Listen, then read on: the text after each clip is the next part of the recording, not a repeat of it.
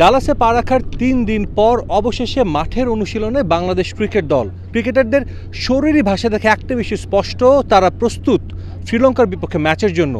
তারা প্রস্তুত শ্রীলঙ্কার বিপক্ষে জয় দিয়ে এই বিশ্বকাপটা শুরু করতে।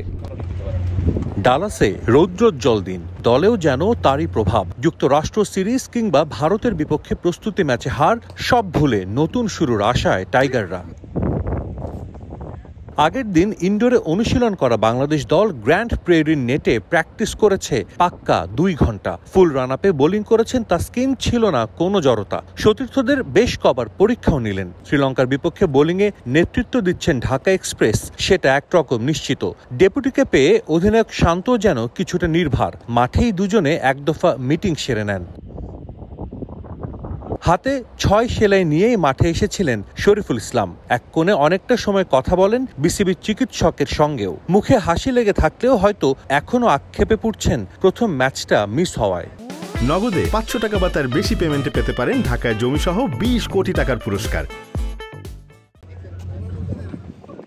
গ্র্যান্ড প্রেরির নেটে লিটন, তানজিদ শান্তরা ব্যাটিং অনুশীলন করেছেন দীর্ঘ সময়। ভারতের বিপক্ষে ম্যাচে সৌম্য ওপেনিং করলেও হয়তো শ্রীলঙ্কার বিপক্ষে ম্যাচে পরিকল্পনায় আসছে পরিবর্তন। পুরনো বলে পেস স্পিন আক্রমণের বিপক্ষে ব্যাটিং করেন সৌম্য।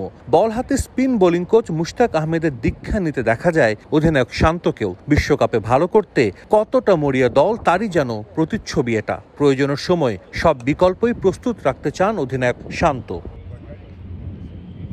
অনুশীলনে বেশ হাস্যোজ্জ্বল দেখা যায় সাকিব আল হাসানকে। নিজে দীর্ঘ সময় বোলিংয়ের পর ব্যাট হাতেও ঝালিয়ে নেন বেশ খানিকক্ষণ। বোলিংয়ের সময় টিপস দিয়েছেন তানভীর শেখ মেহেদীদের, করেছেন খুনসুটিও। ব্যাটিংয়ে নামার আগে সাকিব মাহমুদুল্লাহর এই ছবিটা আশা দেখায় সবাইকে। দলের সবচেয়ে অভিজ্ঞ 2 ক্রিকেটার, শেষ 2 বিশ্বকাপের অধিনায়কদের দায়িত্বটাও থাকছে বেশি। এবার লিডারশিপ রোলে না থাকলেও শ্রীলঙ্কার বিপক্ষে ম্যাচে এই দুজনের দিকেই তাকিয়ে থাকবে দল। মাঠে তারা সেটার কতটা প্রতিদান দিতে পারেন সেটাই এখন দেখার। সাজিদ মুস্তাহিদ, সময় সংবাদ, ডালাস, যুক্তরাষ্ট্র।